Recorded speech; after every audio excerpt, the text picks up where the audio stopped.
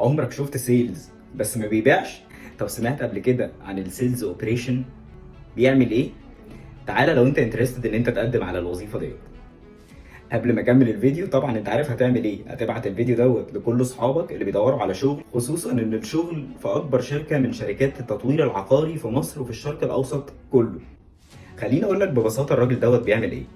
الراجل ده بيعمل ابلودنج لاي حركه بتحصل على السي ار ام سيستم بتاع الشركه. الراجل ده بيسبورت السيلز تيم اللي بره بيبيع. الراجل ده مش بيبيع وما عندوش تارجت، بس هو بيسبورت السيلز تيم اللي بره، بحيث يبقى هو الفوكال بوينت ما بين السيلز تيم وما بين الشركه نفسها. اخيرا مسؤوليته الكامله عن اي حاجه ليها علاقه بالورق، اي ورقيات في البروسيس كلها وفي البيزنس كله بيكون من مسؤوليته.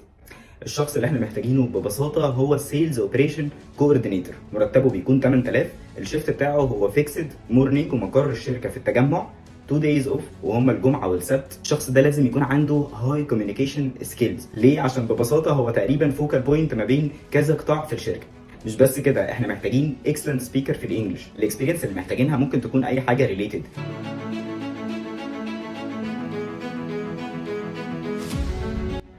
انا بتاع شغل.